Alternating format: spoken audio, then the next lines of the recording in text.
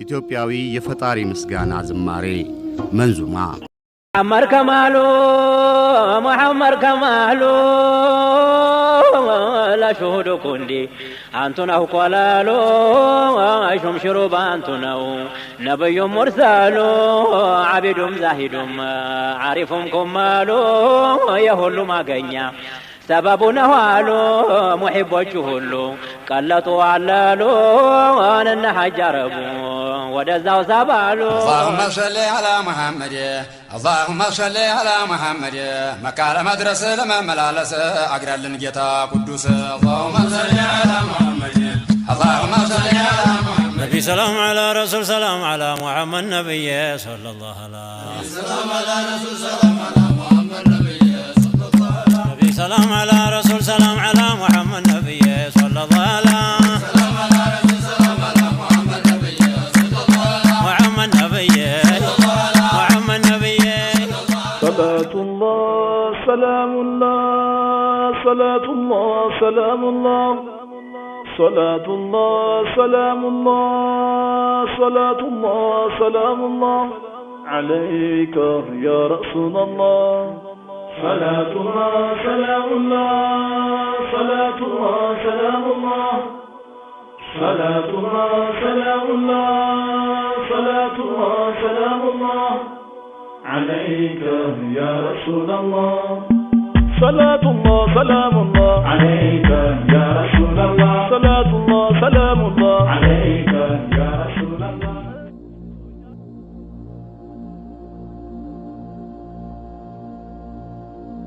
ኢትዮጵያ በልዩ ሁኔታ በዓለም ታሪክ የከበረ ስፍራ ከሚያሰጣት አንዱም ከታላላቆቹ ሃይማኖቶች ጋር ይያያዛል።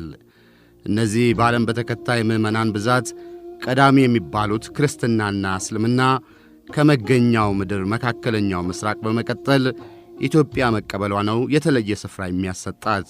ከሁሉ በላይ ደግሞ ሁለቱም ታላላቅ ሃይማኖቶች ወደ ኢትዮጵያ የገቡት ሰላማዊ በሆነም የእምነቶቹን አስተምሮ ወዶና ፈቅዶ በማመን መሆኑ ነው ሌላው የተለየ የክብር ስፍራ በታሪክ የሚያሰጠው።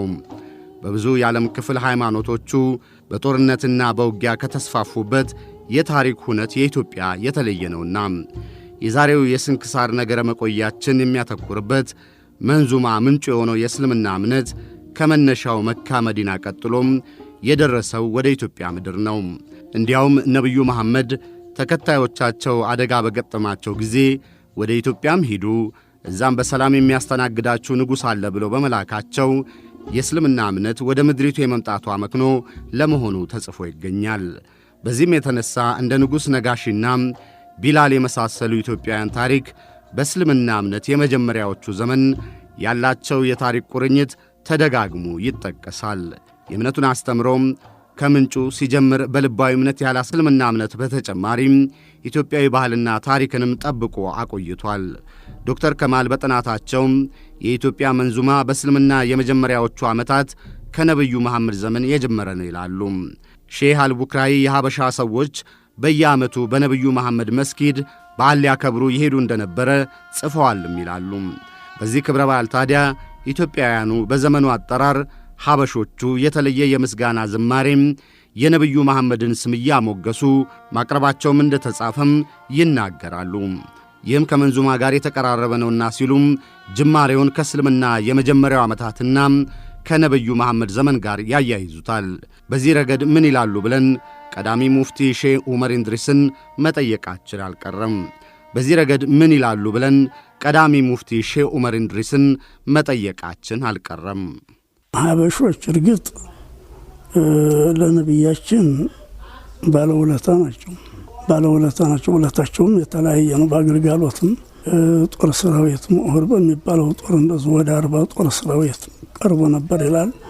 እንደነ ነጃሽም ያለ ደግሞ ሀዲያም ይላካል። ብዙ አስተዋጽኦ ያደረጉ አሉ። ሌሎችም ደግሞ ሀብታቸውን እየወሰዱ ብዙ አስተዋጽኦ ያደረጉ አሉ። አገልግሎት ያጠቧቸውም እንደሆነ ነብያችንን ያሳደጉም ያጠቡም አሉ። ከኛ ሐበሻ ብዙ ነው። የሐበሻ ታሪክ በጣም ሰፊ ነውና እንግዲህ ሙጋሴ እርግጥ አሞግሰዋል። አሞግስታ ይሆን ነብያችን እንትን ግጥም እየገጠሙ ስለ ጦር ትምህርት መስጊዳቸው ቀሄ ይማሩ ነበር ይላል። ያንን ነብያችን ሚስታቸው ማይሻ ይመለከቱ ነበር ነው ይብለዋቸው ይመለከቱ ነበር ይላል። ያም ግጥም ነው።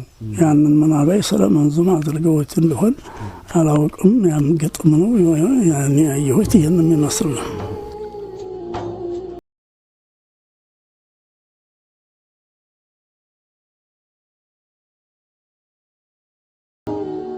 ሼህ ዑመር እንድሪስ ለ38 ዓመታት የእስልምናን እምነት ያስተማሩም በእስልምና ምክር ቤትም ከጅማሮ አንስቶም በተለያዩ ኃላፊነቶች ያገለገሉ ናቸው። በዚህ አገልግሎታቸውና በእምነቱ ልሂቅነታቸው ቀዳሚ ሙፍቲ የሚል ማዕረግም ተሰጥቷቸዋል። አሁንም የእምነቱን አስተምሮ እንዲያብራሩም አገልግሎትም እንዲሰጡ አጥብቀው የሚፈለጉ ናቸው። እናም ሥራም እየበዛባቸው ብዙም ነፃ የሚባል ጊዜ የላቸውም። ይሁንና ትሑቱ አባት በተጨናነቀ የሥራ መብዛት ውስጥም ቢሆን ለቃለ መጠይቅ ፈቃደኛ ስለሆኑልን ልናመሰግናቸው እንወዳለን። ሙፍቲ ማለት መምህር፣ የሃይማኖቱን አስተምሮ የሚተነትን የበቃ ልሂቅ ማለት እንደሆነ ነግረውናል። ቀዳሚ ማለትም ይህንኑ የልሂቅነት ደረጃና ማዕረግ ከሁሉ በፊት ያገኘ ነው። እናም እንዲህ ለእውቀታቸውም ለአገልግሎታቸውም የከበረ ማዕረግ የተሰጣቸው ቀዳሚ ሙፍቲ ሼህ ዑመር እንድሪስ ለመሆኑ መንዙማ ማለት ምን ማለት ነው ማለታችን አልቀረም። መንዙማ እንግዲህ በመሰረቱ መንዙማ የሚለው አረበኛ ቃላት ነው። መንዙማት የሚባለው ወደኛ ስንተረጉመው የተሰከኩ ቃላቶች ማለት ነው። ግጥም ማለት ነው። የተሰከኩ ቃላቶች ግጥም ማለት ነው። ግጥምና ነስር የምንለው ነገር አለ በእኛ መንዙማና በአረበኛው ነስር የሚባላል። ነስር ማለት የዝም ብሎ ቃላት ነው፣ ወሬ ነው። ተማስሉ መንዙማ ማለት ግጥም ማለት ነው። ግን መንዙማ የሚባለው ይሄ ግጥም የሚባለው ነገር ብዙ አይነት ነው። የአላህ ሙጋሴ ያለበት ግጥም አለ። የነብያችን ሙጋሴ ያለበት ግጥም አለ። የነብያችን ሙጋሴ የነሱ ውዳሴ ብቻ የሆነ እንደዚሁ ነብያችንን ተከትለው በትክክል ላይ የቆሙ ሰዎች ሷሃቦች እንላለን። ነብያችን ጋር የተገናኙ ሰዎች እንደዚሁም ደግሞ ሷሊሆችም እንላቸው አሉ። አቢዶች፣ ወልዮች፣ አልሀባሮች አሉ። እነሱ ሁሉ የሚሞገሱበት የሆነ ግጥም አለ። ዱዓም የሆነ ደግሞ ግጥም አለ። ዱዓ አዘል የሆነ ፈጣሪ ጌታን አላህን የመለመን ዱዓ የሆነ ግጥም አለ። ያ ዱዓ የነብያችንም የሆነ ግጥም አለ። ከነብያችን ሌላ ላሉም ደግሞ ሃይማኖታዊ ሰዎች የሆነ ዱዓ አለ። አገራዊ የሆነም ዱዓ አለ። መንግስታዊ የሆነም ዱዓ አለ። ህዝባዊ የሆነም ዱዓ አለ። ሰላማዊ የሆነም ዱዓ አለ። አንድነታዊ የሆነም ዱዓ አለ። ስለ አንድነት የሚደረግ ዱዓ አለ። እዛ ግጥም ውስጥ መንዙማ ውስጥ ስለ መንግስት የሆነ ዱዓ አለ። ስለ ሀገር የሆነ ዱዓ አለ። ስለ ሰላም የሆነ ዱዓ አለ። ስለ ነብያችን የሆነ ዱዓ አለ። ስለ ማንኛውም ህዝብ ስለ ሙእሚኖች የሆነ ዱዓ አለ። ይሄ መንዙማው እንደዚህ ብዙ ነገሮች ያዘለ ነው። ቀዳሚ ሙፍቲ ሼህ ዑመር እንድሪስ እንደነገሩን መንዙማ ማለት ስድ ጽሑፍ ያልሆነ ግጥም ነው። የአዲስ አበባ ዩኒቨርሲቲው ዶክተር ከማልም በዚህ ይስማማሉ። በጥናታዊ ጽሑፋቸው መንዙማ ቃላትን በጥሩ ሁኔታ ማሰናኘት በማለት በቀላል ቋንቋ መግለጽ ይቻላልም ይላሉ። ጥልቅ ትንታኔ ሲሰጡት ደግሞ ፈጣሪ፣ አላህ፣ ነቢያት፣ መሻይዎች የሚሞገሱበት ሃይማኖታዊ ዝማሬ ነው ባይ ናቸው ዶክተር ከማል። እንዲሁም የተለያዩ ማኅበራዊና ታሪካዊ ጉዳዮችን እንደሚዳስስም ጽፈዋል። ይህ የሃይማኖቱ የሙጋሴ እንዲሁም የበዙ ጉዳዮችን የሚያካትተው ዝማሬም ከነቢዩ መሐመድ ዘመን እንደጀመረ የሚናገሩት ቀዳሚ ሙፍቲ ሐጂ ዑመር እንድሪስ ናቸው። በኢትዮጵያ ውስጥ ብቻ የተለየ አይደለም። መንዙማ ዓለማዊ ነው። ቋንቋው ይለያይ እንጂ በዓለም በአጠቃላይ ሙስሊም በሆነ ሁሉ በዓለም ውስጥ ያለ ነው። በአረቡ በአረብ አለ፣ በኢራን አለ፣ በኢራቅ አለ፣ በሱሪያ አለ፣ በአፍሪካ በአጠቃላይ በአልጄሪያ አለ፣ በኒጀሪያ አለ። በአጠቃላይ በአፍሪካም ሆነ ወለው በፈረንጅ ሀገር እንኳ ቋንቋችን ይለያይ እንጂ ይህ መንዙማ የሚባለው በግጥም ማሞገስ ወይንም ዱዓ ማድረግ ለነቢያችን ወይንም ለሌላም ዓለማዊ ነው በዓለም ያለ ጉዳይ ነው እንጂ በእኛ ብቻ አይደለም። መቼ ተጀመረ ለሚለው ራሱ በነቢያችን መሐመድ አለይሂ ሰላቱ ወሰላም በነቢያችን ጊዜ የተጀመረ ነው። ነቢያችን ብዙ ተሰባት በላይ ገጣሚዎች ነበሯቸው። እሳቸውን ለማሞገስ እንደው ጠላትን የሚከላከሉበት ግጥም ያሁላ ያው ተመንዙማ ጭምርት ነው። መንዙማ ማለት ግጥም ነው ብያል። በግጥም አዘር የሆነ ቃላት ነው አሱል። ስለዚህ ነብያችንም ደግሞ የነብያችን ተከታይ ንጉሶች አሉ እሳቸውን የተኩ። የመጀመሪያው ሰይድ አቡበክር ይባላሉ። እሳቸውም እንደዚሁ ግጥም ያነቡ ነበር ይላል። ዑመርም ደግሞ ሁለተኛውም ደግሞ እንደዚሁ ግጥም ይናገሩ ነበር ይላል። ሰይድ ዑስማንም የሚባሉት ደግሞ እንደዚሁ ሶስተኛው ደግሞ ንጉስ እንደዚሁ ግጥም ይናገሩ ነበር ይላል። አሊ የተባሉት ከቶም አራተኛው የነብያችን አማች አራተኛው ተተኪ ናቸው። እሳቸው በጣም ደግሞ ከሁሉም በላይ በብዛት ግጥም ያነቡ ነበር ይላል። አብዱላህ ኢብኑ አባስ የተባሉም እንደዚሁ የነብያችን አጎት ልጅ እሳቸውም እንደዚሁ መስጊድ በብዛት ይገጥሙ ነበር ይላል። ከቶም አምር የሚባሉ አንድ ሰው ጠርተው ወደ 90 በይት ምንለው አለ በ90 ሰጥር ማለት ነው መስመር ማለት ነው። ያንን አስገጥመዋቸው ወደ ያንን ቀርጸው ራሳቸው በአንጎላቸው ይቀሩት ያነቡት ነበር ይላል። ታያ ሷሃቦችም እንደዚሁ ያርገዋል። ነብያችንም በህይወታቸው እሳቸው ፊት መድኋቸው እንደዚሁ በግጥም አመስግኗቸው አሞግሷቸው ጨርቅ ሽልማት ሰጥተውታል ሸልመውታል ይላል። እንግዲህ አጀማመሩ ከነብያችን ወቅት ጀምሮ ያለ ነው ማለት ነው። ሁኔታው ይለያይ እንጂ በአንድ ሀገር ብቻ የተለየ ሳይሆን ዓለማዊ ነው ማለት ነው። ከዛ ጀምሮ ዛሬ ድረስ ዓለማዊ ነው።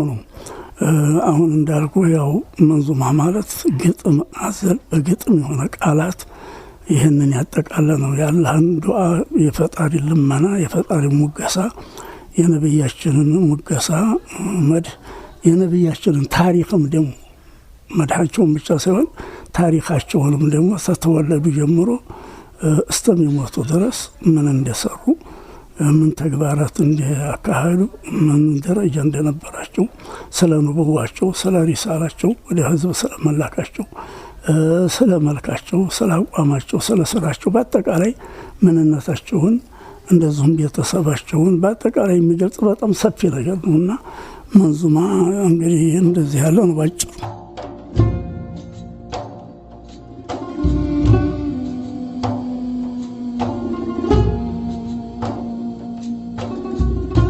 በእርግጥ መንዙማ በእስልምና እምነት ፈጣሪ አላህ ነቢያት መሻዮችን የሚያሞግስ ዝማሬ ነውና ከእምነቱ ጋር ጅማሬው መያያዙ አይቀርም። ደግሞም እውነት ነው። ቀዳሚ ሙፍቲ ሐጂ ዑመር እንድሪስ እንደነገሩን በተለይ ግን የኢትዮጵያ መንዙማ የሚባለው ተፈጠረ የሚባለው በ18ኛው መቶ ክፍለ ዘመን ነው። የመነሻው ምድር ደግሞ ወሎ። ከዛ በመላ ኢትዮጵያ መስፋፋቱን ዶክተር ከማል ጽፏል። በእርግጥ የተለያየ ስያሜ ቢኖረውም በባሌና አርሲ ዝክሪ፣ ባሮ፣ ሰርመዲ፣ ዘክረ ይባላል ይላሉ። በሐረርም ዝክሪ እንዲሁም በአፋርና ሳሆም ናዝሜ መባሉን ጽፈዋል። መንዙማ ግን በአብዛኛው የኢትዮጵያ እስልምና ተከታይ ዘንድ ተቀባይነት ያገኘ ስያሜው ነው። የተለየ ስያሜ ባላቸው አካባቢዎችም ከስም ልዩነት ውጪም ሰፊ ልዩነት የለውም ይላሉ። በአዘማመር በውዝዋዜና በሚጠቀሙት የአጃቢ መሳሪያዎች ልዩነት ቢኖርም እስከ 18ኛው መቶ ክፍለ ዘመን ድረስ የአረብኛ ምስጋና ዝማሬ ወይም ነሺዳ በሚል የምናውቀው ነበር በኢትዮጵያ ይዘመር የነበረው። ኢትዮጵያ የሚባለው መንዙማ በተለይ በወሎ በ18ኛው መቶ ክፍለ ዘመን ለመፈጠሩ ሁለት ምክንያቶችን ዶክተር ከማል ይጠቅሳሉ። ቀዳሚው በወሎም የሱፊ እስልምና አስተምሮ የላቀ ከፍታ ላይ መድረሱ ነው። በዚህም የእስልምና የትምህርት ማዕከላት እንዳሸመፍላት ለመንዙማ መፈጠር ምክንያት እንደሆኑም ጽፈዋል። ቀዳሚ ሙፍቲ ሼህ ዑመር እንድሪስም በዚህ ይስማማሉ። በሌላው ሀገር ቀደም ብሎ የተስፋፋና ያለ ነው። በእኛ ሀገር ግን በጣም የበረከተውና የሰፋው እንደዛ ተዛ በስተፊት እንኳ ትንሽ ለየት ባለ መልክ ነበር። በጣም አይስፋፋም ነበር። ሶሎዋት የሚባል እንዲሁ ብርዑዳ ሐምዝያ የሚባል ወራቅ የሚባሉ እንዲህ ያሉ ነገሮች ተውጭ መጡ። ውጭ የተዘጋጁ ቃላቶች ነበሩ የሚባሉት ለዱዓኡል ፈረጅ እንደሰማን የሚባሉ በሱዳን የተዘጋጁ በየመን የተዘጋጁ በውጭ የተዘጋጁ ነበር። የሀገራችን ዑለማዎች እኛን ነበር የሚጠቀሙት። ጥሩ የሆኑ ሙጋሴዎች አሉ።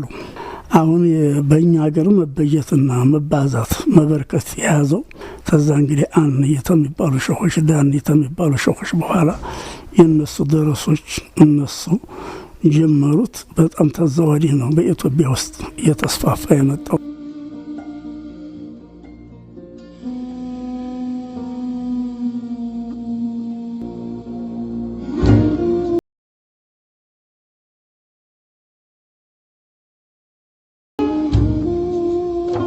እስከ 18ኛው መቶ ክፍለ ዘመን ድረስ ከውጭ የመጣውና የተቀዳው የምስጋና ዝማሬ ነሺዳ ያለምንም ለውጥ እንዳለ በአረብኛ ይዘመር እንደነበረ የመስኩ ሊቃንም ሆኑም የእምነቱ አባቶች ይናገራሉ። ይህም ከጎረቤት አገሮች በተለይም እንደ ሱዳን ባሉት በኩል ይገባ እንደነበረም ተጽፏል። ግና 18ኛው መቶ ክፍለ ዘመን ኢትዮጵያዊ መንዙማ የመወለጃው ዘመን ሆነ ይሉናል። ይህ ደግሞ እውን የሆነበት የኢትዮጵያ ክፍል በቀድሞ የሀገር አስተዳደር አወቃቀር ወሎ ተብሎ በሚጠራው ክፍለ ሀገር በመሆኑ ላይም ሁሉም በአንድነት ይስማማሉ። ግፋ ቢል የሚለያዩት ለመፈጠሩ ገፊ ምክንያቶች ላይ ነው። ገሚሶቹ በዘመኑ እስልምና በተለይ የሱፊ እስልምና በወሎ ክፍለ ሀገር በብዛት ተስፋፍቶም እንዲሁም የላቀ ደረጃ ላይ መድረሱ ምክንያት ነው ይላሉ። በዚህም በእስልምና አስተምሮ የበቁ ሊቃን አባቶች በስተው እንዲሁም ተከታይ ተማሪዎቻቸውም በርክተው የእምነቱ አስተምሮች መማሪያ ማዕከላትም እንዳሸንፈሉ ይላሉ ዶክተር ከማል። ይህም የበቁቱ የእስልምና አባቶች የአረብኛውን ነሺዳን የሚተካ ኢትዮጵያዊ ምስጋና ዝማሬም ፈጠሩ ነው ትንታኔያቸው። ይህም መንዙማ መባሉን ይናገራሉ።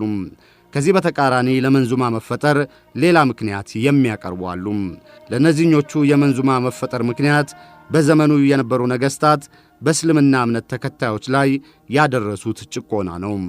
እናም እምነታቸውን በይፋ ለማስፋፋት የተቸገሩ የሃይማኖት አባቶች ለተከታዮቻቸው ማስተማሪያነት መንዙማን ፈጠረ ይሉናል ዶክተር ከማል። ሌላኛው ምክንያት በጥናታዊ ጽሑፋቸው ሲተነትኑ በዚህ የነገሥታት ጭቆናም የሃይማኖት አባቶች መንዙማን ለአስተምሮ ማስፋፊያነት ፈጠሩት። የዶክተር ከማል ትንታኔም ሼህ መሐመድ ኢብራሂምም ይስማማሉ። ሼህ መሐመድ ኢብራሂም ደራሲ ናቸው። ይችነች አበሻ የሚል መጽሐፍ አሳትመዋል። የበዙ የመንዙማ ግጥሞችንም ደርሰው ለሚያዜሙቱ መስጠታቸውን ይናገራሉ። እንደ ሼህ መሐመድ በ18ኛው መቶ ክፍለ ዘመን የነበሩም ነገሥታት የበዛ ጭቆና በእስልምና እምነት ተከታዮች ላይ አድርሰዋል። የእስልምናን እምነትም በይፋ ለማስተማር የማይቻልም ነበር። እናም አባቶች አስተምሮን ጠብቆ ለማቆየትም ሆነም ለማስተማር ዘዴ ያደረጉት መንዙማ ሆነ። ይህም የመፈጠሩ ምክንያት ነው ይላሉ ሼህ መሐመድ ኢብራሂም። መንዙማ የሚለው በሀበሻ ብቻ ነው የሚታወቀው። በውጭ ዓለም ነሺዳ በሚል ነው የሚታወቀው። መንዙማ የሚለው ቃል እንዴት ተጀመረ? ወደ 18ኛው ክፍለ ዘመን አካባቢ ነው። 17 በኋላ 18ኛው ፈረንጆቹ በእኛ አቆጣጠር ሀበሻ ውስጥ። ከዛ በስተፊት በሙስሊሙ ዓለም ቅድም እንዳልኩ ሀበሻ ጥሩ ቦታና ደረጃ አላት። በምን እንግዲያም በመቀበል ሙስሊሞችን በማስተናገድ ደረጃ በሰላም ያለምንም ጦርነት በፍቅር ማለት ነው እየኖሩ ያለ በሰላም ተፋቅረው እየኖሩ ያለ 18ኛው ዘመን ላይ የነበሩ አጤዎች ጥሩ አልነበሩም። የመማርና የማስተማር መብታቸው ሲታገድ ምንም አማራጭ አልነበራቸውም። መንዙማን ነበር ማዘጋጀት ነበርባቸው። በግጥም መልእክትን ማስተላለፍ አስተምሮውን በግጥም በዚህ በመንዙማ ውስጥ ጸሎት አለው።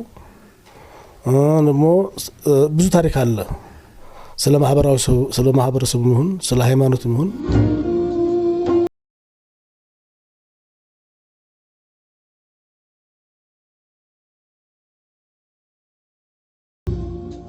የኢትዮጵያ እስልምና አማኞች የሃይማኖቱ ቋንቋ በሆነው አረብኛ ነበር የምስጋና ዝማሬ የሚያቀርቡት እስከ 18ኛው መቶ ክፍለ ዘመን ድረስ። በወሎ ክፍለ ሀገር የነበሩ የእምነቱ ሊቃን ኢትዮጵያዊ የሆነው የምስጋና ዝማሬ መንዙማም በዚህ ዘመን እንደፈጠሩ ልሂቃኑም የሃይማኖቱም የበቁ አባቶች ይናገራሉ። በወሎ የሱፊ እስልምና አስተምሮ ከፍታ ላይ በመድረሱም የበቁቱ አባቶች የሃይማኖቱን መሠረታዊ እምነቶች ሳይዛነፉ ሳይበረዙ ወደ ሀገርኛ መቀየራቸው የልሂቅነታቸውን ልክ ያሳያሉም ባይ ናቸው። በሌላው ጥግ የመንዙማ መፈጠር ምክንያት የኢትዮጵያ ነገሥታት በእስልምና እምነትና ተከታዮች ላይ ያደረሱት ጭቆና ነው የሚሉም አሉ። ከሁለቱ አንዱ አሊያም በሁለቱም ምክንያቶች ቢሆን የኢትዮጵያ እስልምና ተከታዮች ልዩ መገለጫ ሀብት የሆነው መንዙማም በ18ኛው መቶ ክፍለ ዘመን ቀድሞ የወሎ ክፍለ አገር በሚባለው መፈጠሩ ላይ ሁሉም ይስማማሉ። ቀጣዩ ተጠየቅ በመላው ኢትዮጵያ እንዴት ሊሰራጭ በቃ የሚለው ነው። በአዲስ አበባ ዩኒቨርሲቲ የኢትዮጵያ ጥናትና ምርምር ተቋም ረዳት ፕሮፌሰሩም ዶክተር ከማል አብዱል ዋሃብ በጥናታዊ ጽሑፋቸው ሁለት ምክንያቶችን ይጠቅሳሉ። ሲቀድም የነገርናችሁ የነገሥታት በእስልምና እምነትና ተከታዮች ላይ ያደረሱት ጭቆና ለመንዙማ መፈጠር ብቻ ሳይሆን ወደ ሌሎችም የኢትዮጵያ አካባቢዎችም የመስፋፋት ምክንያት ነው ይላሉ። በተለይ በአፄ ዮሐንስ አራተኛ በ1870 አካባቢ የታወጀው የግድ ክርስትናን የማጥመቅ ትእዛዝ ቁጥራቸው የበዙ የእስልምና እምነት አባቶችና የእምነቱ ተከታዮች ወደ ደቡብ ኢትዮጵያ የመሰደድ መንስኤ መሆኑን ይናገራሉ ዶክተር ከማል። በዚህም መንዙማም በደቡብ ወደሚገኙት የእስልምና እምነት ተከታዮች በተለይም ወደ ጅማና ጉራጌ አካባቢ ሊስፋፋ ቻለ የሚል ትንታኔም ያቀርባሉ። ሌላኛው መንዙማ ወደ መላው ኢትዮጵያ የእስልምና እምነት ተከታዮች ዘንድ እንዲደርስ በምክንያትነት ዶክተር ከማል የጠቀሱት በወሎ በተደጋጋሚ የደረሱ ድርቆች ናቸው። በ19ኛውና በ20ኛው መቶ ክፍለ ዘመን የደረሱ የወሎ ድርቆች የበቁ የእስልምና አባቶችና የእምነቱ ተከታዮች በእምነት አንድ ወደ ሆኑት የደቡብ ኢትዮጵያ ክፍል ይሰደዱ ዘንድ ምክንያት ሆኗል ባይ ናቸው። እናም አብረው መንዙማን በእነዚህ አካባቢዎች አስፋፉት ይላሉ። የሸዋ አርሲና ጉራጌ ምድር በተለይ በዚህ ዘመን የእስልምና አስተምሮም መንዙማም ከወሎ የደረሳቸው እንደሆኑ ዶክተር ከማል ጽፏል። በዚህ ረገድ እጅጉን ታዋቂ የሆኑት የጉራጌ አካባቢ አባት ሼህ ሳይድ ቡዳሌም ከየጁ አባቶች የእስልምና እምነትን መንዙማን ተቀብለው በማስፋፋት ይጠቀሳሉ ይላሉ። በእነዚህ ሁለት ምክንያቶች ከወሎ ተነስቶም በመላው ኢትዮጵያ የተዳረሰው መንዙማ የእስልምናን አስተምሮ ለማሳወቅና ለማስተማር የበዛ ድርሻ እንዳለው ዶክተር ከማል ይተነትናሉ።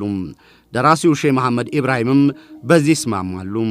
በምክንያትነት የሚጠቅሱት ደግሞ በዘመኑ የነበሩ የእምነቱ ተከታዮች ያልተማሩ ቀለም ቆጥረው የማያነቡ መሐይማን መሆናቸው ነው። ይህም አማኞቹ በንባብ እምነቱን ያውቁ ዘንድ እንቅፋት መሆኑ አልቀረም። እናም የበቁ አባቶች የእምነቱን አስተምሮም ለአማኞች በቀላሉ ለማስተማር ጠቅሟል ባይ ናቸው ሼህ መሐመድ ኢብራሂም።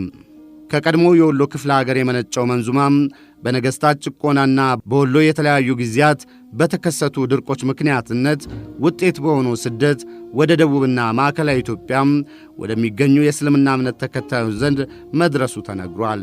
በዚህም የእስልምናን እምነት አስተምሮ ለማስፋፋት መንዙማ የበዛ ድርሻ እንዳለው የመስኩ ሊቃንና የእምነቱ አባቶች ይስማማሉ። ለዚህ ምክንያቱ ደግሞ በዘመኑ የእምነቱ ተከታዮች በአብዛኛው ፊደል የቆጠሩ አይደሉምና በጡም ዜማ እንዲሁም ምጥንና ገላጭ ቃላት የተሰናኙ ግጥሞች የሚቀርበው አስተምሮን በቀላሉ በተከታዮች ልቦናም ለማስረጽ ማስቻሉ ነው።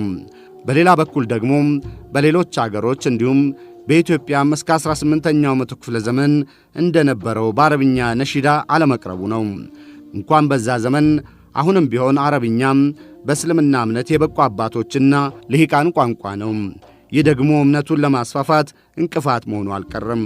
ከዚህ በተቃራኒ መንዙማም በኢትዮጵያዊ ቋንቋ መቅረቡ ብዙሃኑ የእስልምና እምነት ተከታዮች አስተምሮውን እንዲያውቁት አስችሏል ይላሉ ዶክተር ከማል በጥናታዊ ጽሑፋቸው። በአማርኛ፣ በኦሮምኛ፣ በአደርኛና በሌሎችም የሀገር አፍ መፍቻ ቋንቋ መንዙማዎች መዘጋጀታቸው ለዚህ እንዳብነት ይጠቅሳሉ። ይህም በሌሎች የእስልምና ተከታይ አገሮች የለምና መንዙማ የኢትዮጵያ ልዩ ሀብትና መገለጫ ነው የሚባልበት ሁነኛ መክኖ ነው ይላሉ ዶክተር ከማል። በእርግጥ መንዙማም ፈጣሪ፣ አላህ፣ ነቢያት፣ ሙሻዮች የሚሞገሱበት ዝማሬ ነውና ከአረብኛ ነሺዳ ጋር አንድነት አለው። ግና የኢትዮጵያ መንዙማም ከዚህም አልፎ ባህል፣ ማኅበራዊ ጉዳዮች እንዲሁም ታሪክን የሚያካተተ መሆኑም ይለየዋል ይላሉ። ቀዳሚ ሙፍቲ ዑመር እንድሪስና ሼህ መሐመድ ኢብራሂም መንዙማ የብዙ ጉዳዮችን እንደሚዳስስ ይናገራሉ። በእርግጥ የምስጋና ዝማሬነቱ እንዳለ ሆኖ መንዙማ ማለት በመሰረቱ ልቅ ያልሆነ ቃላት ስከከ የተሰከከ ግጥም ነው ይያለው። ያ ግጥም ግን ምን ይዟል? ዱዓን ይዟል። ዱዓ ማለት ጸሎት ነው። ያ ጸሎት አገራዊ ነው። አገራዊ ይዞታ አለው ማለት ነው። ህዝባዊ ነው፣ እምነታዊ ነው፣ አንድነታዊ ነው፣ ሰላማዊ ነው። ይሄ ሁሉ የህዝብና ሀገርን የሚመለከት ነው። መንግስታዊ ነው። የመንግስትም ዱዓ ለመንግስትም ዱዓ የሚደረግበት ጅሃት አለ። ይህን የያዘ ይዞታው ይህን ይመስላል ነው። ይህ ብቻ ሳይሆን ደግሞ የአላህም ሙጋስ ያለበት የነብያችንም አለ። ነብያችን ጋር የነበሩም ሷሃቦች ይባላሉ የነሱ አለበት። ተዛም ሌላ ያሉትን ሃይማኖታዊ አመራርም የሰጡ ሃይማኖት መሪዎች ዑለማዎች የነሱ ሙጋስ ያለበት እንዲህ ያለ ቃላት ነው። ይሄ ሲሆን እንግዲህ አጠቃላይ ነው ማለት ነው። አጠቃላይ ነው። ቋንቋንም ያጠቃልላል፣ ብሔርንም ይይዛል። ማንኛውንም ወንዶችንም ሴቶችንም ወጣትንም የማይለይ አጠቃላይ የሆነ ተግባራት ነው። አጠቃላይ የሆነ ይዞታ ያለው መንዙማ ፈጣሪ አላህ ነቢያት ሙሻዮች የሚሞገሱበት ዝማሬ ነው። በተለያዩ የአፍ መፍቻ ቋንቋዎች የሚቀርብ ነውና የኢትዮጵያ ልዩ ሀብት ነው። በዚህም በየአካባቢው የተለያየ ሃይማኖታዊ ስያሜ ባላቸው ስነ ሥርዓቶች ላይ የመንዙማ ዝማሬ እንደሚቀርብ ዶክተር ከማል ይጠቅሳሉ። መጅሊስ፣ ሐድራም፣ ወዳጆ፣ ሊቃ፣ ቂምሃ ይባላሉ ይሉናልም የበዓላቱን ስያሜዎች። ከሃይማኖታዊ ስነ ሥርዓትም አልፎም በባህላዊና ማኅበራዊ ስነ ሥርዓቶችም እንደሚዜምም ይናገራሉ። ይህም የእስልምና እምነት የሕዝቡን አኗኗር በሙሉ ባህል፣ ማኅበራዊ ግንኙነት አካቶ በኢትዮጵያ መያዙም ምክንያት ነው ይላሉ። በሐረር፣ በወሎ፣ ወርጂ፣ አርጎባ፣ ስልጤ፣ አፋር፣ ሳሆም፣ አላባ፣ አርሲ፣ ሶማሌ እያሉ እምነቱ የባህልና የማኅበራዊ ሕይወት አካል በመሆኑ መንዙማም እንዲሁ መዘውተሩን ጽፈዋል። በሐረሪ ለሰርግ፣ በአርጎባ ደግሞ ምጥ የያዛት እናት ትወልድ ዘንድ መዜሙንም በምሳሌነት ይጠቅሳሉ። መንዙማ የማያከትተው የለም በሚለውም የሚስማሙት ሼህ መሐመድ ኢብራሂም ሌላው ቀርቶ ፖለቲካዊ ቅሬታዎች እንደሚነሱበት የቆዩ የመንዙማ ግጥሞችን እያጣቀሱም ይተነትናሉ። ስለ ሃይማኖት ሲያስተምሩ ማለት ነው። ምን ይላል መሰለህ? ሷይቤ ቀጥበል ነቢ እንዴት ተላኩ ሙስሊም አይባሉም ባላ ያሻረኩ ዓሊም ለአዱንያ ከሆነ አሳቡ። ዓሊም ማለት የሃይማኖት አስተማሪ ማለት ነው፣ የመንፈስ አባት ማለት ነው። እሱ ሰዎችን ማስተማርና መምራት ሲገባው ለሆዱ የሚያድር ከሆነ ጥቅመኛ ከሆነ ዓሊም ለአዱንያ ከሆነ አሳቡ ኢብሊስ ይደሰታል ከነቤተሰቡ። እኛ ህዝብን ማስተማር ነው ያለብን፣ የዱንያ ስልጣንና ጥቅም ፈላጊ መሆን የለብንም ብለው ሲያስተምሩ ማለት ነው። እና ስለ ሴት ልጅ አለባበስ የተሰበሰበው ከሐሜት መላሷ ሁልጊዜ የማይወርደው ጉፍታዋ ከራሷ ተውሂድ እና ኢማን የሆነው አሳሷ ጀነት የምትገባ የለም ቀድማ ከሷ። ስለ ሴት ልጅ አለባበስ ሲያስተምሩ ማለት ነው። ሼህ አህመድ ያሲን ይባላሉ። ዲባት ወሎ ውስጥ ነው ያሉት። እሳቸው ስለ በጎ ነገር ሲያስተምሩ መጥፎንም ነገር ሲያስተምሩ በግጥም ነበረ። ለምሳሌ ነገረኝነት፣ ስስት፣ ምቀኝነት፣ ውሸታምነት፣ ሐሜት፣ ዝሙት፣ ለሰው ክፉ መሆን የነዚህ የጥፋት ምንጭ እንዲሆኑ ሲያስተምሩ ህብረተሰቡን ምኑ ነበር? አካላችን ሁሉ የተውሶ ዕቃ ነው ይላሉ። አካላታችን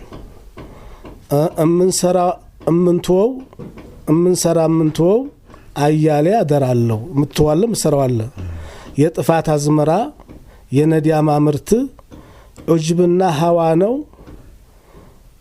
ነፍስያ ኩራት አትኩራ ልቦለድ ስሜትን አትከተል በራስ አትደነቅ ሲሉ ዚናና ውሸት ነው ሐሜት ነገር ማዛመት ዝሙት መፈጸም ውሸታም መሆን ነገረኛ መሆን ስስት ምቀኝነት ይላሉ። ስስት ምቀኝነት በሰው ላይ ክፋት አይበጅም ብለው የራሱ ዜማ አለው መንዙማው ዜማን በዜማን የሚተላለፈው ይህን የመሰለ ብዙ እንትኖች አሉ እና የነቃ ሰው እንጂ ማንም ማያውቀው መማር መጠየቅ ነው ይላሉ ስለማስተማር መማር መጠየቅ ነው መማር መጠየቅ ነው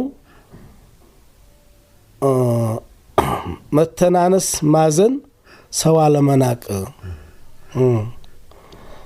እና መቶበት መነደም ይላሉ መቶበት መነደም ማለት መጸጸት ማለት ነው ንስሐ መግባት ችግረኛን መርዳት በተገራለት አቅም ባለ በእውቀት ሊሆን ይችላል በገንዘብ ሊሆን ችግረኛን መርዳት ጥሩ ነው ይሉና እስልምናን ማላቅ ዑለማን ማክበድማት ዑለማዎችን ማክበር የሃይማኖት አባቶችን ማክበር እንደገና ደግሞ እምነትን አጥብቆ መያዝ መስገድ መጾም መዝከር አላህን መውደድ አላህን መከጀል መፍራት ሐራምን ትትከጅል ሰውን አከጅል ከሰው እጅ መቁረጥ አሉ መያዝ ጌታህን ከሰው አትከጅል የሚለውን ሲያስተምሩ ማለት ነው ከአደም ጀምሮ እስከ ዛሬ ድረስ ከአዳም ጀምሮ አላህን መፍራት ነው ወሰል የሚያደርስ ከአደም ጀምሮ እስከ ዛሬ ድረስ አላህን መፍራት ነው ወሰል የሚያደርስ ብለው ያስተምራሉ ከዛ በመቀጠል ቀጥበል አትዋልል ይላሉ አላህን ታዘ አላህ ባዘዘህ ወለም ዘለም ማትበል ጽናት ይኑርህ ይሉና ሐላል እየበላህ ከሹባህ ራቅ ይሉና ዕውቀትን ሶብር ዕውቀት ተማር ሐቅ እንዲያትለቅ ዕውቀትን ተማሩ ሐቅን አትልቀቁ ስለ ጽናት ደግሞ በእምነታቸው ይፈተኑና ነጻነት ስላልነበራቸው የደሞ ሸውሰን ጅብር ይባላሉ ለጥቂት ቀን ብዬ በዛን ጊዜ ሃይማኖታችን የማይፈቅዱትን ነገር ባጢዎች እንዲበሉ ይደረግ ነበር ለጥቂት ቀን ብዬ አልበላም ነጃሳ አለት ላለት ሂጄ እበላለሁ አሳ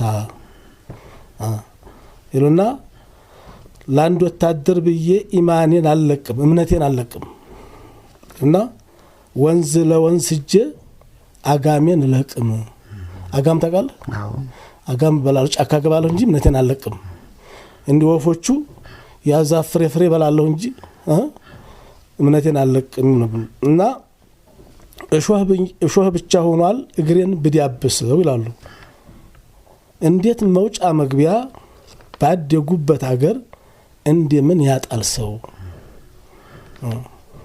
ብለው ይሄን ብሶታቸውን በዚህ ይገልጣሉ እና ሳብ አረጉ በእኛ ላይ ሊነዱ እስኪና ያዋለን ካስከዴ መንገዱ ብለው ይገጥማሉ እና ማን የፈለጉት ነገር ሁሉ የማስተማሪያ ይሄ አመታዊ ወይንም ደግሞ ወራሃዊ ፕሮግራማቸው ነበር የመሰባሰብ እድሉ አልነበራቸው በዛ አጋጣሚ ተሰባሰቡና ሰውን ያስተምራሉ መልእክት ያስተላልፉበታል እና ስለ ሃይማኖት አለ ስለ ማህበራዊ አለ ስለ ጉርብትና ስለ ወላጅ ስለ ስራ ስንፈት ለሰው እንደማይበጅ ክፋት ለሰው እንደማይበጅ ስለ አንድነት ስለ መተዛዘን የሚያስተምሩበት ትልቅ እንትን ነበር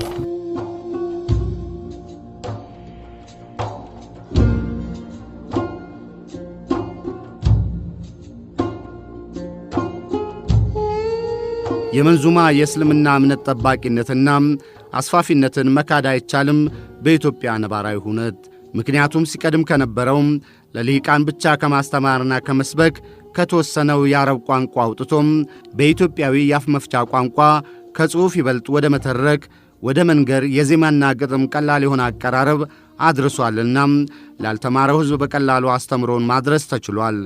በእርግጥ መንዙማ የምስጋና ዝማሬ ነውና በእምነቱ ላይ ማተኮሩ የግድ ነው። በኢትዮጵያ ተጨባጭ ሁኔታ ግን የማይዳስሰው የሌለ ነው። በዚህም ባህል፣ ማኅበራዊ ሕይወትን እንዲሁም ታሪክን ማቆየት የቻለ ነው። እንዲያውም ፖለቲካዊ ትኩሳትንም ያካተተ መሆኑ አይካድም። እንደ ዶክተር ከማል ቋንቋን ያዳበረ ጠብቆም ያቆየ ነው። በምሳሌነት የሚጠቅሱት በአደሬ መንዙማም ዛሬ በጥቅም ላይ የምናገኘው ዘይቤ ሳይሆን የጥንቱ በአገልግሎት ላይ መዋሉን ነው። በኦሮምኛም ቋንቋ እንዲሁም በአማርኛ እንኳን ጥንታዊ ዘይቤዎችን መጠበቃቸውን ይናገራሉ። በመንዙማ ውልደት ምድር ወሎ የሚነገረው አማርኛ ዛሬም ድረስ ተጠብቆ የቆየው በመንዙማ ነው ባይ ናቸው። ግና የጽሑፍ ሥርዓቱ መለየቱንም ያጣቅሳሉ። አጀም የሚባለው የጽሑፍ ሥርዓት በአረብኛ ተጽፎ የቋንቋው መሠረት ግን አማርኛ መሆኑን ዶክተር ከማል በወሎ የነበረውን እስከ ዛሬም የዘለቀውን የአማርኛ የአካባቢውን ዘይቤ ለመጠበቅ መርዳቱን ይተነትናሉ። ሼህ መሐመድ ኢብራሂም ስለ አጀም ምንነት እንዲነግረውናል። ይህ አጀም ይባላል። ሻህ አህመድ ዲባት ይባላሉ። ወሎ ውስጥ ናቸው። በ1878 ነው የተጻፉት። አረበኛ ሆና ፊደሉ አረበኛ ሆና ቃሉ ያው አማርኛ ነው። ፊደሉ አረበኛ ነው። ቃሉ ያው እንደሰማው አማርኛ ነው።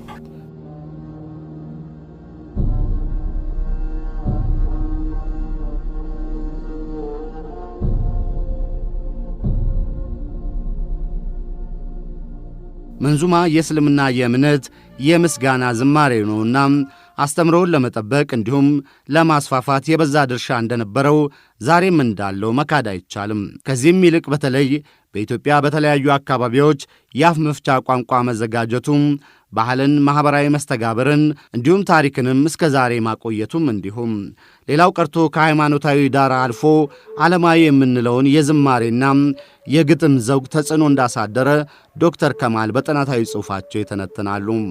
በዘመናዊ የኢትዮጵያ የሙዚቃ ታሪክ ቀዳሚ የሚባሉት ነጋድራስ ተሰማ እሸቴም በቀዳሚነት ባሳተሙት የሸክላ ዜማዎቻቸው መንዙማን ማካተታቸውንም ያጣቅሳሉ።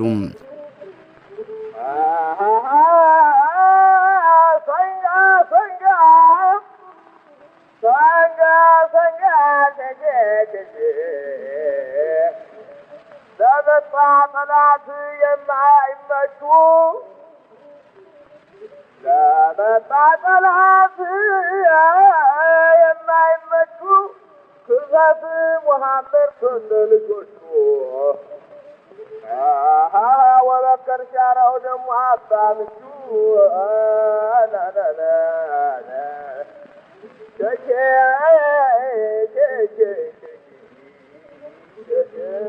ተወበዝ ወበዝ ይበልጣል እኛ ሲመጡ ያንሰራጥታል። ፈሪ ደግሞ ፈሪ ይበልጣል እኛ ሲመጡ ሸሹ ያመልጣል።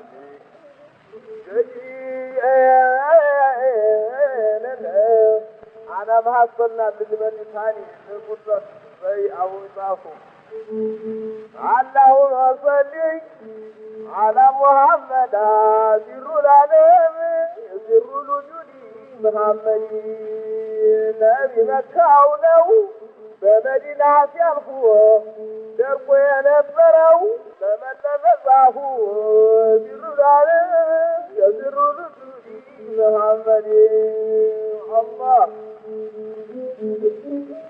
اللهم صل على محمد الذي امروا الذي مقدس على وتجالوا الذي مردات اني بفطاش اني بال عجت جبت الله نزلني وجلبت جر العالم جر محمد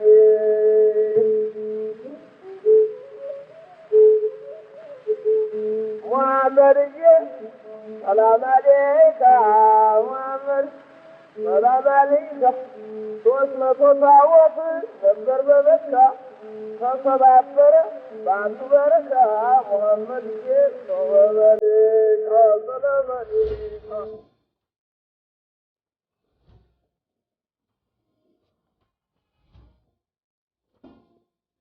እንዲሁም እያዩ ማን ያዘዋል ለዓለማዊ ሰዎች ባዘጋጀው ሙዚቃም መንዙማ ቀመስ ዜማ ማሰማቱንም እንዲሁም የዓለማዊ የአማርኛ ግጥም ከመንዙማ ጋር መሰናሰሉን ብቻ ሳይሆን ከመንዙማ የተወሰዱ ስንኞች በዘፈን መካተታቸውንም ይጠቅሳሉ።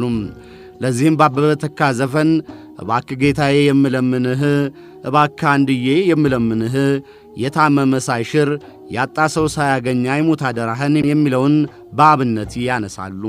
እንዲህ ኢትዮጵያዊነቱ በቋንቋ፣ በባህል፣ በማኅበራዊ ሕይወት፣ በታሪክ እንዲሁም በሥነ ጽሑፍ አረጋገጠ የሚባለው መንዙማ ዛሬ ግን መስመሩን እየሳተ አደጋ ላይ መውደቁን እንደ ፈተና ዶክተር ከማል በጥናታዊ ጽሑፋቸው ይተነትናሉ።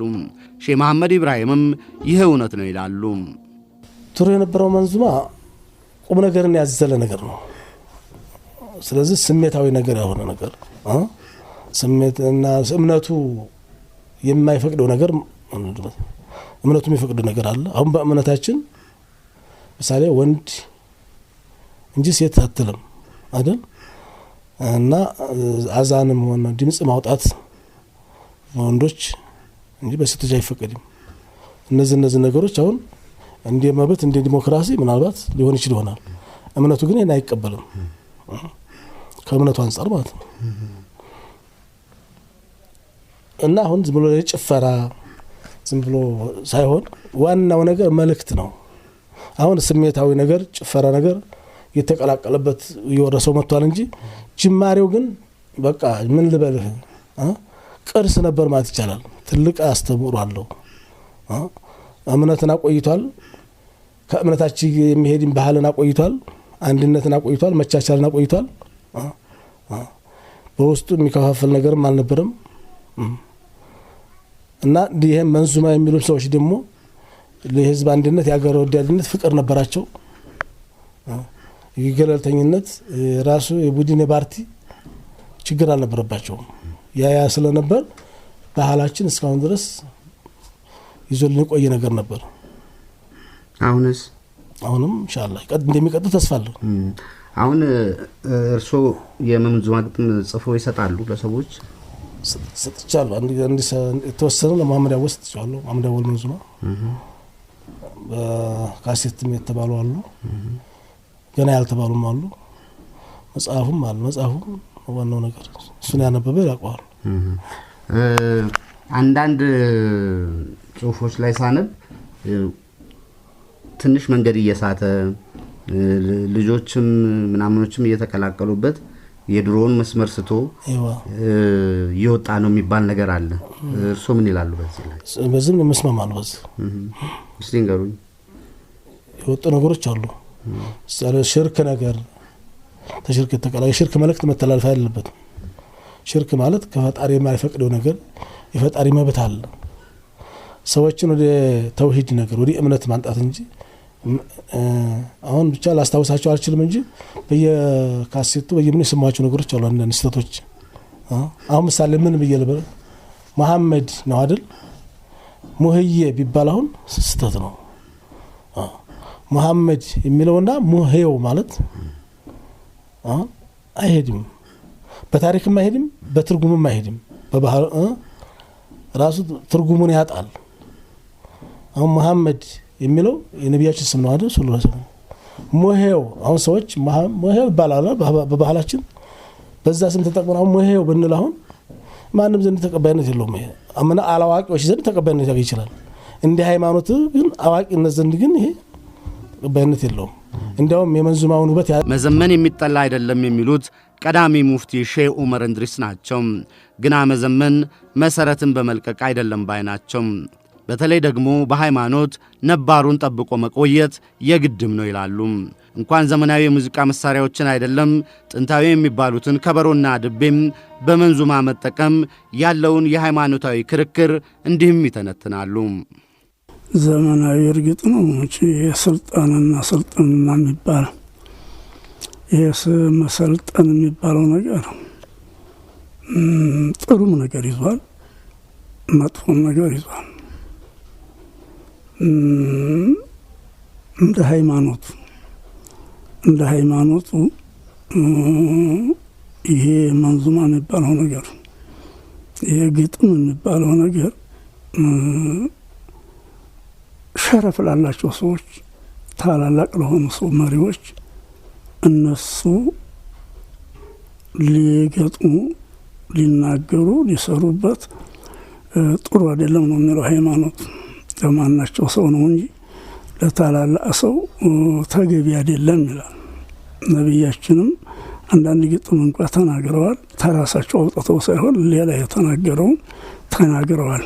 ሙዚቃ መሳሪያ ለመንዙማ ሙዚቃ መሳሪያ ሙዚቃ ማለት ግን ዲቢ ማለት አይደለም። ዲቢው ይፈቀዳል። ይሄ አሁን ዲቢ ዘመናዊ በእጃቸው ይዘው ሲቀመጡ የሚቀመጡ ሲቆሙ የሚቆሙበት የሚመቱት አለ። ዲቢው ለብቻ ራሱን የቻለ የሃይማኖት መሪዎች ከፊሎቹ አይፈቀድም የሚሉ አሉ። ዲቢ በማንም አይነት የለም፣ ለሰርግ ይፈቀዳል፣ ለሰርግ ብቻ ነው፣ ለመንዙማ አይፈቀድም የሚሉ አስተያየት አለ። የለም ለሰርግ ተተፈቀደ ለሙጋሴውም ለመንዙማውም ይፈቀዳል የሚሉ ሰዎች አሉ። አብዛኞቹ በዚህ ነው የሄዱት። ለሰርግ ተተፈቀደ ለሰርግ መፈቀዱ ከነብያችን አለ። ሰርግን በዲቢ ገለጹ፣ አስታውቁ፣ ድብቅ አታድርጉት ብለዋል። ይፋ ማረያ መገለጫ ነው፣ ማስታወቂያ ነው። አዲያ ለሰርግ ለሆነ ሰርግ ደስታ ነው። ለሰርግ ተተፈቀደ ለመንዙማውም ለዚህ ለሙጋሴው ይፈቀዳል ይላሉ። ብዙዎቹ በዚህ ነው የሄዱት። ሙዚቃ መሳሪያ ለዲቢ የተፈሰረ እንደ በቃል ነው ብዙዎቹ የሄዱት። አለዛ ይሄን የከራር እንደዛ ያለው ሌላው የሆነ እንደሆነ እኛ አህለ ሱና የሚባሉ ዑለማዎች አሉ፣ ሱፊዮች የሚባሉ ዑለማዎች አሉ። እነሱ አይፈቀድም ነው የሚሉት። በእኛ በኩል በሌሎች ሀገሮች ይቀርብ የነበረውን የምስጋና ዝማሬን ነሺዳ ሀገርኛ ያደረገ ነው። ከወሎ በ18ኛው መቶ ክፍለ ዘመን የመነጨው በሀገርኛ የአፍ መፍቻ ቋንቋ መቀየሩ ነው የኢትዮጵያ ልዩ ሀብት መገለጫም የሚባለው። ይህም የእምነቱን አስተምሮም ከሊቃን ቋንቋ አረብኛ አላቆ እንዲሁም ላልተማረው ሕዝብ በዜማና ግጥም አቅልሎም ለመጠበቅ እንዲሁም ለማስፋፋት ረድቷል። ከእምነቱ በተጨማሪም ባህልን፣ ቋንቋን፣ ማኅበራዊትን እንዲሁም ታሪክን እስከ ዛሬም አሸጋግሯል። ከእስልምና እምነት አባቶችና ሊቃን እንደሰማነው ዛሬ ኢትዮጵያዊነቱን ልዩ ሀብትነቱና መገለጫነቱን እያጣ መምጣቱን ነው። ይህን ማስጠበቅ ለእምነቱ ተከታዮች ቀዳሚ መሆኑ አይካድም። ግን ለነሱ ብቻ የሚተው አይደለም፣ የሀገር ሀብት ነውና። በመጪው ሳምንት የሚከበረው የመውሊድ በዓል ለመላው የእምነቱ ተከታዮች የደስታና የፍስሐ ይሁን ስንል እንዲህ ሀገር ሀብት የሆነውን መንዙማን የመጠበቁ እንዲሁም የማስቀጠሉም የሁላችንም ድርሻ መሆኑን በማነሳሳት ነው። በዚህ ረገድ በቀዳሚ ሙፍቲ ሼህ ዑመር እንድሪስ መልእክት ብንሰናበት ይበጀናልና ቸር ያሰንብተን። መንዙማ ለሀገር ጠቃሚ ነው፣ ለሕዝብ ጠቃሚ ነው፣ ለሃይማኖት ጠቃሚ ነው፣ ስለ አንድነት ስለ ሰላም ጠቃሚ ነገር ነው። ብዙ ነገሮች ያዘለ ስለሆነ ይሄ ነገር ሃይማኖታዊ ጉዳይ ነው። ቅድም እንደጠቀስኩት አንድነታዊ ጉዳይ ነው። ወደ አንድነት ያመጣል፣ መሰባሰብን ይይዛል፣ ጨባበጥ መዛየርን ይይዛል። ይሄ ደግሞ ወንጀል ያረግፋል ይላል። በእኛ መታየትን መተዋወቅን ያዘለ ብዙ ነገሮች አሁን ያልጠቀስኳቸው ብዙ ነገሮች ስላሉ ያን ሁሉ ያዘለ ስለሆነ እንዲህ ያለውን ነገር ለሙስሊሙ ለማስተዋወቅና ለማስተላለፍ መስሪያ ቤታችሁ አስቦ አንተልቁ አንተ አስበህ ድረስ ስለመጣህ በሙስሊሙና በሀገር ስም ከፍ ያለ ምስጋናዬን አቀርባለሁ። ለአንተም ለመስሪያ ቤቱም አመሰግናለሁ።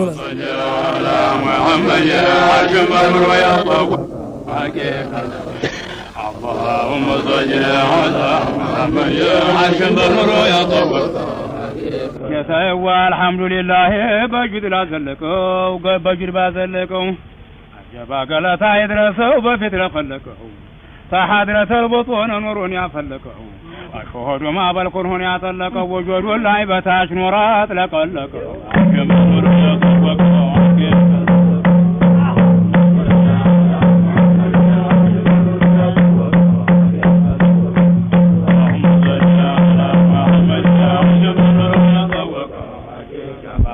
صلاتنا سلام زلالم يغرفو صلاتنا سلام زلالم يغرف على عندي كان ما قوم على عندي كان مارف حضر لا يبغبوا بعينا يغرف ብቻውን በረጋው ተጀል ይغرف አህመድ ለኛ ማስማር በዝነት ያዘለቀው እንዲሁ የጉራፎ በአልባ ሷህቡ ላይ ታፎላ የጠጡት የመደሉን ጥላይ በሱ ሆኖላቸው መቃማቸው በላይ በሱና ወቁመው አንድ ሳይኖር አግላይ ሳይፋቸው ቋቁተን በቃህር ያደቀቀው ዓርሽም ቢኖር ያጠወቀ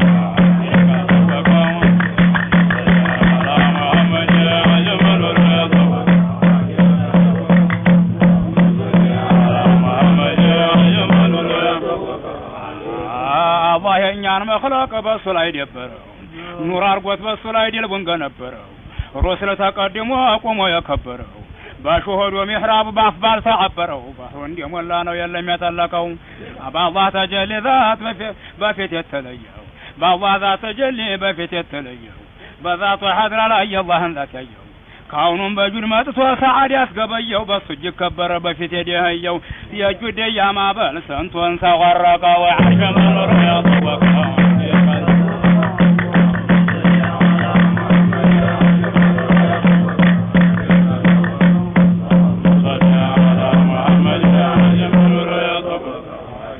አጀበና አንቢያን መላእክታን አብልጦ ወደደው በሁሉም ላይ ረህመት አድርጎ ሰደደው ሁሉንም በሱ ላይ ሰዓድ ያጋደደው ጋይብና ሻሃዳን በፈይዱ መደደው በከውኑ ላይ በጁድ ማበሉ ለቀቀው ለውህ ላይ ፍስሙን ቀለም ሰለጠጠው ኑሮ ከውኑን ሁላ ሞልቶት የለጠጠው ዓርሽን ተላይ መጥቶ ከብዶ ደፈጠጠው ሐድራው በእስማ ጥሬ የተሸመጠጠው በመሐባው ነፋስ ሰንቶ ነቀነቀው ዓርሽ መኖር ያጠወቀው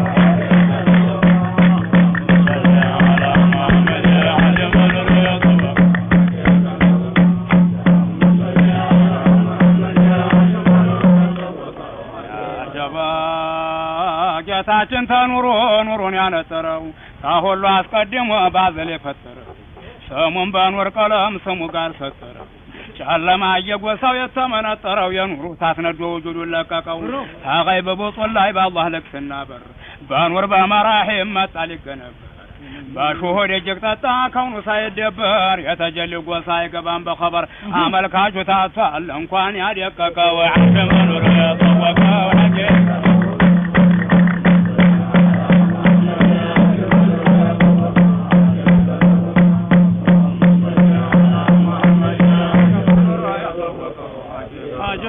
عبودية المحضان الزوط اللقبات بصا تشلم وروح زلقبات شهود وان بعيان لا قرقوت قبات حضران ينقذينا كوني غرقبات كونه اللي الزالاي للال توفقوا الزالاي نور أرقوت اندي جرديو تذات وشهود وان تقرديو يتجليو ملكو مقال برديو مريت بزاق وانقوا سفال ورديو على من داي تفا بشير وطبقوا وعرش منور يطبقوا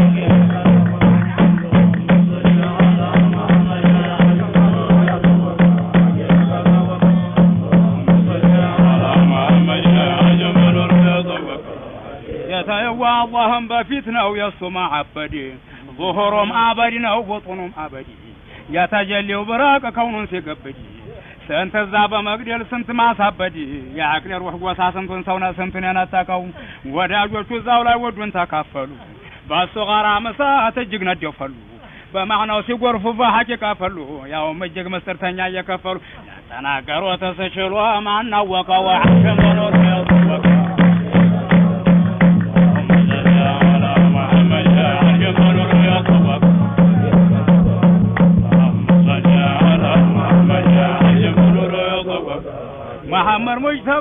محمد مجتبى يا جليل في تودي وجود غرقوا يسو حضر مديد سنت نقصوبت جمال بموجود يا حقيقة واوصاف الزلالم سجدد دنيا مالك سكيز مدد ولا لكو برحمة لك سنة شريعة يوتاو كلهم بلطوا بمقاموا بتاو አንቢያ መላእክታም ተስነው የመጣው ከኑ ኑር ባቴናው ያበላው ያጠጣው የዓርሽን ሱራድ የቀባሲሩ ጠረቀው ዓርሽ መኖር ተወቀው ሐቂቃ ተወቀው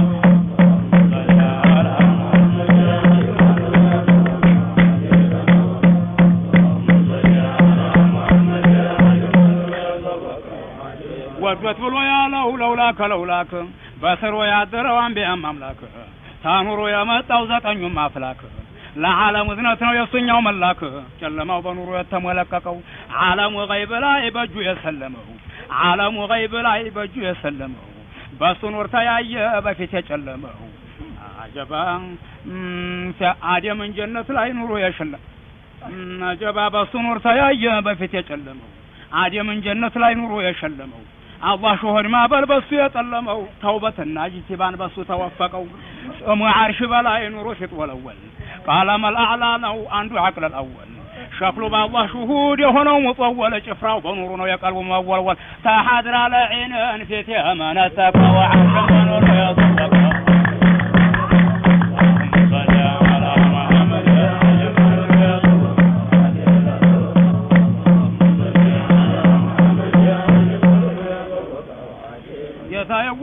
ቤቴው ኋላ ይመጣም ፊትም አላለፈው አታከልቱ አፍርቶ የተዝለፈለፈው በማዕሪፋው ጀነት ላይ የተሰለፈው ሱናውን በመያዝ አምሮላ አልኸለፈው በሐድራ ዒና ያስብ ወለመረቀው ወጁዱን ገረቀው የኑሩን ውላት ወስጡንም በሩሑ ላውን ባከላት ላውን ያጠለቀ ወንድ ጉልላት ስንቱን ያለመደው ለዓይሹ በላት ኑሮ እየጀዘበው ኑር ያንጠቀጠቀው አጀበ ኑሮ ያጠወቀው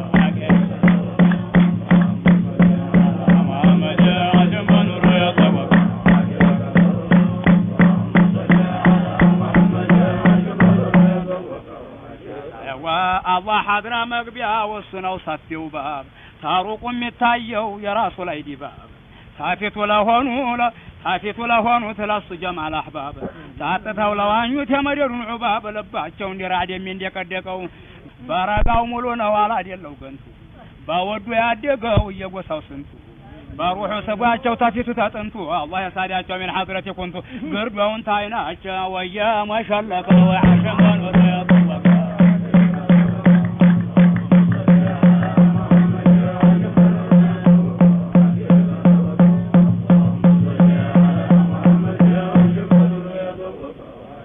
ሐድራው ሙሽራ የከውኑ ሲራጁ እንኳን ባለንጀራው ታጣ ተወራጁ ዓርሽን የሸለመው የኺልዓ ወራጁ ሕዝብን ያውጣጣ ጥላት አዋራጁ ስንቱን ስፍራ ሰጠው ስንቱን አስለቀቀው ስንቱን በውደታው ሶሎክ ዱል አውጣጣው ኋላ ፈይዳ ዋኘው በፊት እያጠጣው ሹመት የኑር ድንኳን በስሙ እያስጣጣው ነዒም ነው መሐባው ሳት ነው ለምጣጣው አድጎ ማብቂያው ታጣ አውቆት የሸወቀው ዓርሽን በኑር የጠወቀው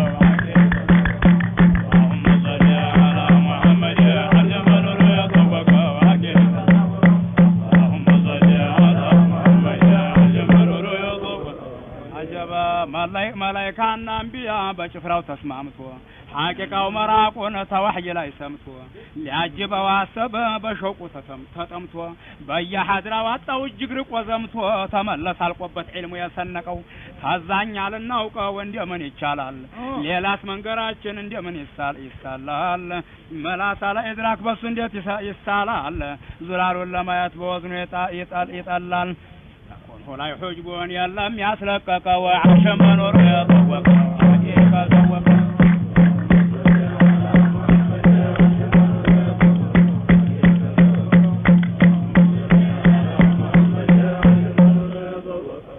ጌታዬዋ ሐቂቃ አልተገኘም የሐዱ መስጥርጥር ተጅስም ወስፉ ማበል ተዳርስቲን ቆንጥር ተጅስም ወስፉ ማበል ተዳርስቲን ቆንጥር እንደ ካስ እንደ ማር እንደ ወዛርንጥር እንደ ካስ እንደ ማር እንደ ረጋነጥር ታውስጡ አሽቆት መድሑን ለሚሰጥር ሐድራ እንዲገባበት ውስጡ የረቀቀው ለሕዝቡ እየቅል ነው የመደዱ መርባት ለአንዳንዱ እንደማበል ለአንዳንዱ እንደግባት ጦፋን አለ ዳር ግባት አለ ጥባት ይግረም ይሄ ገርማል ለጌታችን ሄባት በከውኑ ላይ ጤቦን በሽታ ዋረቀው ዓርሽን በኑር